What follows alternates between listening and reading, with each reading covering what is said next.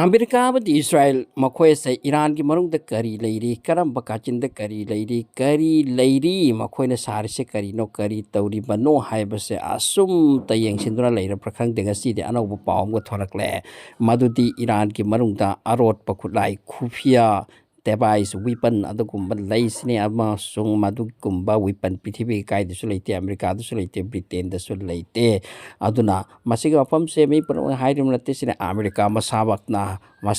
na phongdor kremadi Iran da plasma kauba weapon ama leisini plasma hariba weapon ase nuclear dagi su heno pangal kalba amadi masi karan so hojuk phawda sabang amdri babadi Iran na sakre cinema du ki weapon ase na pot puna makpu sauthan bangami akan badage akan bapot sauthan bange plasma hariba weapon ase masi Iran na sadokre sini aduna Iran si kidabani haiduna si America na phongdokre haripa plasma weapon ase kai du chulaite adu Hollywood ki Sky 5 kai ba fictional science movies the about the utaba adu America na haripa Iran de leiram lani sing hojik masiga ofam se America na am kan claim tawri asom the mi signa paramanu bam paramanu khutlai nuclear haitun lona ba adu pu masida ki hen kalapa laser weapon de ki so hen kalapa plasma weapon Iran de lei haiba se masik kan claim tawkre amsung leire haiba si hai mak su claim tawre dabi ni America gi site gi masi kai gno haima tamda masi gi plasma weapon si use tawgi tamakta mathau taba gas amati madugi mathau taba material pun maksi Iran ta marang kaina lei atuna masi leiram lagani si masi makhoi gi oina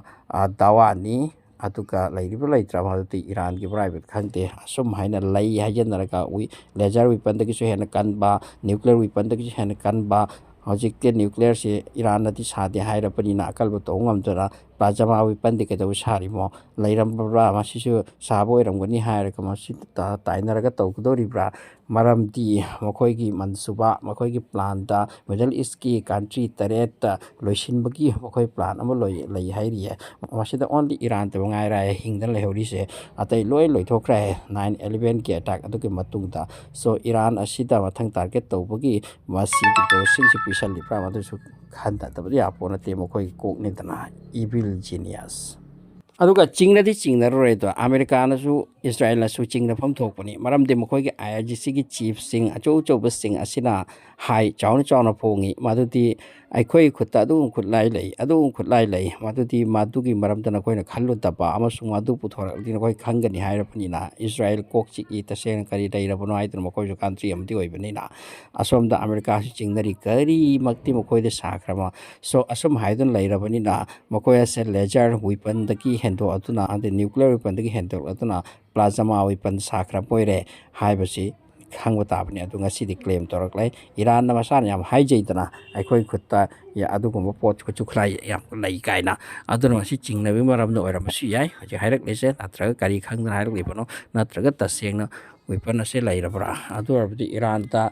attack torba se ko gi na 100 times khan thawam chang lagani maram ti Iran ta du go plasma weapon lai khalak lati plasma weapon thadorak lai loire ne nuclear weapon da gi hen khre hai ri ma sunga da gi adu gumba asaba to khali cinema de prithvi de any strong da gi strong guest oira ba adu go meteor so hekta aso ising olhan ke ba mai khu olhan ke ba du ngamba Israel sida onchel laga ma du gi mai du thajil lag dum Israel lai tabi wari asidi so Iran da hojik asigi pochi lai ramata ga di war kar ko hondarak la ga di maki masigi plasma weapon se track achoba ani hum mok chaw du bo torak laga Israel onchil laga hekta kamba matam da Israel si lai hoda gi wafam ni ne hojik warin sende aduna America se makhoi hojik masigi pochi masu lai re ni yam kanna thum chalak li banina Iran asibu target lo bu gi oram ngona indi khalli da